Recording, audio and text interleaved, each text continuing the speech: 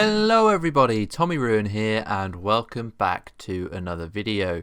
In this video I am going to be discussing something that has become more prevalent since the Burning Crusade has launched and definitely through testing, and it's something that I know a lot of people are very against, and Ascension seem to be adamant that it is doing good in the game when I really don't believe that it is, and this is class masking. So Ascension is a classless WoW server where you can build characters and heroes from any specialization and try and make them work in their own special way. And the reason that works well is because there are talents in different spell schools that buff abilities in other spell schools. So there's talents in Shaman that will buff frost damage that you can directly bring over to a Frost Mage type build. So what I've noticed recently, and a lot of people have picked up on this, is the locking of talents to specific spell schools. So you've got a talent in Shaman that buffs fire damage by 10% in vanilla, for example. This now reads that it buffs Shaman fire damage by 10%. This is just an example, but this is what they've been doing, and I will give some actual examples in a minute. But what this does is it limits the amount of options that you can get as a fire caster, because not only are you not going to be able to pick up that talent anymore, you're going to have to go and look around for worse talents that are no longer as good as what that fire talent gave.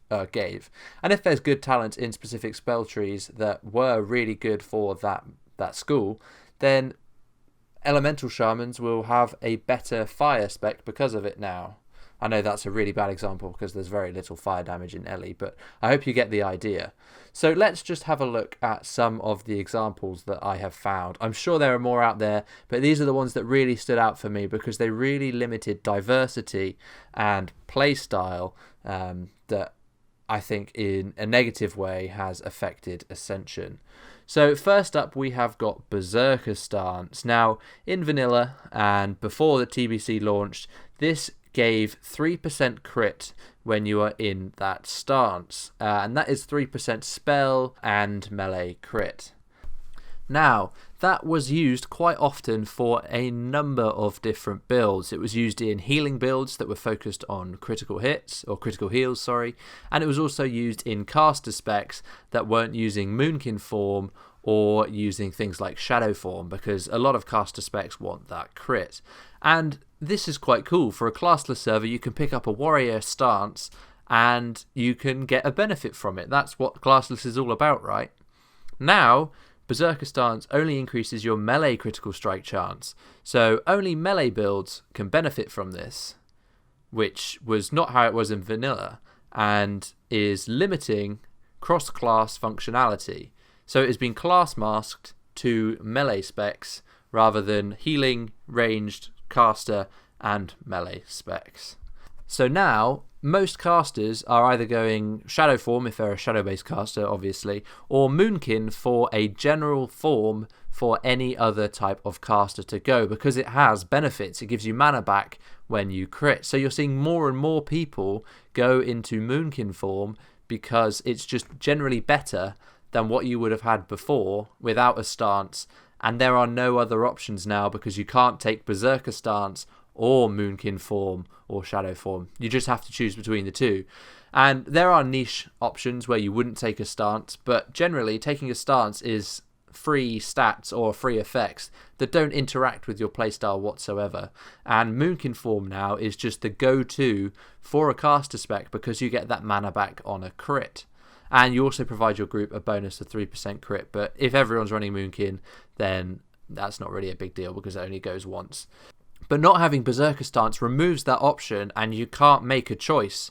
The choice now is Moonkin form or Shadow form if you are a Shadow caster. Let's look at another spell then. Okay, so let's look at another ability. So now we have Black Arrow. Now in vanilla, Black Arrow increased all damage done by you to the target by 8% and then dealt shadow damage over 15 seconds. Now Black Arrow increases all damage done by the hunter abilities to the target by 8% and deals shadow damage over 15 seconds.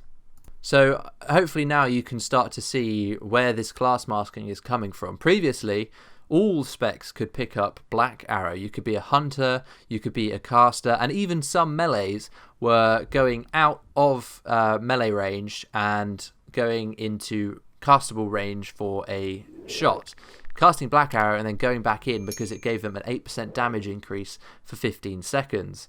Now this is only usable by hunter specs, so it's limiting the amount of choices which you can take. Now I don't see why this change was made, because Black Arrow wasn't something that was picked up by everyone. Some people didn't like using Black Arrow because it felt clunky and it messed up their rotation.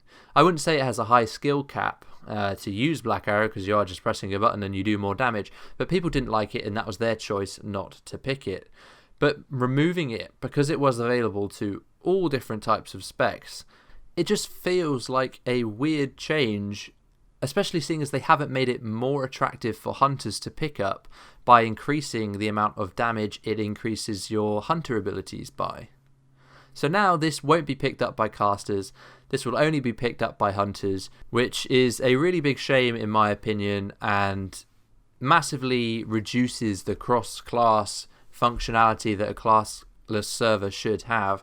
I mean, being a caster and weaving in a hunter shot to increase your casting damage, nothing really gets more classless than that. Okay, so my second last example is Elemental Oath. Now I gave an example earlier in the video, and this is kind of where I was getting my example from. So Elemental Oath used to read, whilst clear casting from Elemental Focus is active, you deal 5% more damage with fire, nature and frost spells. In addition, party and raid members within 100 yards receive a 3% bonus to their spell critical strike chance.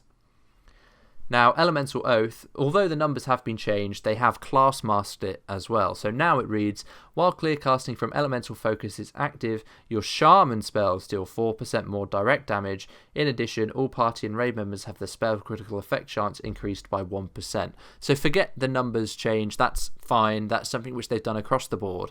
But what they have done is introduce that caveat for Elemental Oath, that now it only increases the damage of your Shaman spells. So now people are less likely to pick up the Elemental Focus and Elemental Oath combo if you're not using Shaman based spells, which really at the moment is only Lightning Bolt and Chain Lightning, because not many others are running Shaman based builds. I mean, they tried to make a shock based build thing work, but it just hasn't.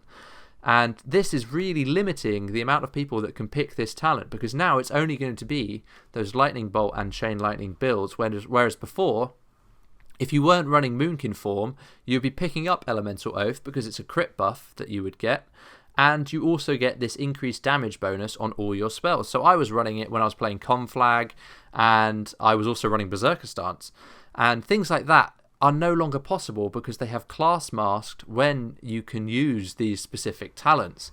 Now this is only going to be used by shamans, and that brings it back to what it's like in vanilla and normal TBC, which is what we're trying to get away from here. This is classless, not classes plus. Okay, so the last example we're going to look at is Focus Magic. So previously it increased the target's critical strike chance by 3%, and when the target critically hit, the caster's chance, so the person who buffed the other person with Focus Magic, their chance to critically hit with spells is increased by 3%, and you cannot cast it on yourself.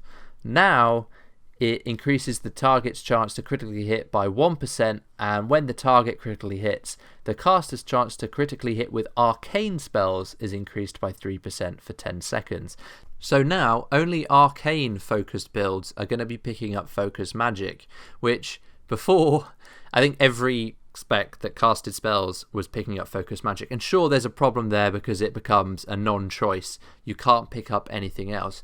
But limiting it to just arcane, and I haven't seen a single arcane build in TBC yet because it's just not very viable, has made this talent basically a non-pick. You don't pick it at all because there's very little chance that you're going to be using an arcane spell, and giving someone a 1% crit buff just isn't really worth it just as a base that you would have before, which would be 3%. So what they've done is basically made this something which you won't pick up, and there's people who are running arcane builds who might pick this up, sure, but generally for the vast majority of people who would usually have picked this up, and it would have been open to healers and casters as well and hybrids, now this is open to just those arcane focused specs, and once again is bringing this back down to a general Blizz-like server where you can't get these cross-class functionalities going that you used to be able to get in vanilla. So hopefully this has opened people's eyes to what seems to be the growing trend in balancing that I've seen in TBC. Definitely started when they started testing stuff on the TBC alpha about 3 months ago. Or 4 months ago, I can't remember. But what they've done is they've limited cross-class functionality by adding in class masks, which dramatically reduces the amount of combinations and choices that you can make in a classless server. So that's all from me. Let me know what you think about this down in the comments. Let me know if you think it's a good idea or what they can do differently instead of class masking. But thank you very much for watching, and I will see you all very soon.